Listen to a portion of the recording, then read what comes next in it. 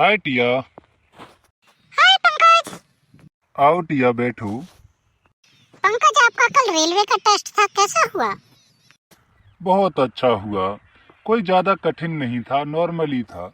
बस साइंस के सवाल ज्यादा थे। कौन कौन से सवाल थे पंकज, बताओ तो जरा। एक प्रश्न तो ऐसे था टिया कि कोई द्रव्य अपने हिमांक तापमान पर, फिर उसके 4 ऑप्शन थे। पहला था उबलता है, दूसरा था गलता है, तीसरा था जमता है और चौथा था इनमें से कोई नहीं। मैंने तो हिमांक लगाया। वो क्यों पंकज? टिया, क्योंकि मुझे पता है कि कोई भी द्रव्य अपने हिमांक तापमान पर जमना प्रारंभ हो जाता है। अर्थात किसी द्रव्य का वह तापमान जिस पर कोई द्रव, जैसे जल है, ऑयल है, ये द्रव होते हैं, तो ये जमना शुरू हो जाते हैं, मतलब ठोस में परिवर्तित होते हैं। वह तापमान हिमांक तापमान कहलाता है। इसका मतलब यह हुआ पंकज कि जल का हिमांक तापमान 0 डिग्री सेंटीग्रेड होता है, क्योंकि 0 डिग्री सेंटीग्रेड पर जल बर्फ के रूप में बदलना प्रारंभ हो जाता है। हाँ टिया, तुमने बिल्कुल सही अनुमान लगाया। ऐसे ही जल का 0 डिग्री सेंटीग्रेड ही हिमांक टेम्परेचर होता है। देखिए, इसके विपरीत जो और ऑप्शन थे, जैसे क्वथनांक था, गलनांक था, इनका मतलब भी मैं आपको समझाता हूँ। हाँ पंकज, बताओ क्या होता है इन सब का अर्थ। देखो टिया, गलनांक किसी ठोस का वह तापमान होता है जिस पर वह गलना प्रारंभ हो जाता है, तथा क्वथनांक किसी द्रव्य का वह तापमान होता है जिस पर वो उबलना शुरू हो जाता है। देखो, अगर मैं जल की बात करूं तो जल 100 डिग्री सेंटीग्रेड पर उबलना शुरू हो जाता है। तो इसका मतलब यह हुआ कि जल का जो क्वथनांक है वो 100 डिग्री सेंटीग्रेड है। गलनांक की अगर बात करें तो बर्फ है।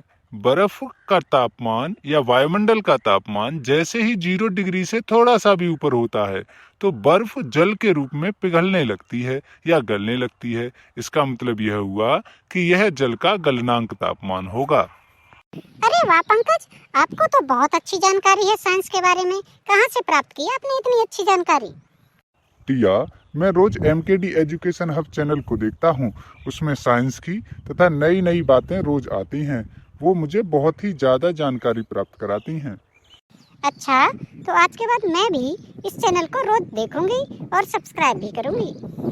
टिया, एक और प्रश्न लार के ऊपर था। उसमें जैसे क्वेश्चन था कि बताइए लार में कौन सा एंजाइम पाया जाता है। कौन सा एंजाइम पाया जाता है पंकज? टिया, लार में टाइलिन नाम का एंजाइम पाया जाता है जो भोजन पाचन में बहुत ही ज्यादा सहायक होता है। तभी तो अगर हम खाना खाते हैं तो विशेषज्ञ बताते हैं कि हमें खाने को बहुत चबा चबा कर और धीरे धीरे खाना चाहिए, जिससे कि हमारे भोजन में अधिक लार मिल जाए, मतलब टाइलिन एंजाइम की मात्रा अधिक बढ़ जाए उसमें, जिससे भोजन को पचाने में सहायता मिल सके और मांसपेशियों को या ऊतकों को ज्यादा कार्य न करना पड़े। पंकज, ये एंजाइम क्या होते हैं? टिया, एंजाइम वो रस होते हैं जो हमारे भोजन को पेट में पचाने का कार्य करते हैं तथा भोजन से आवश्यक व हमारे शरीर के लिए लाभदायक जो पदार्थ होते हैं, जो मिनरल्स होते हैं, जो विटामिन्स होते हैं, उन्हें भोजन से पृथक्कृत करते हैं। इसीलिए भोजन पाचन में एंजाइम बहुत ही ज्यादा आवश्यक होते हैं।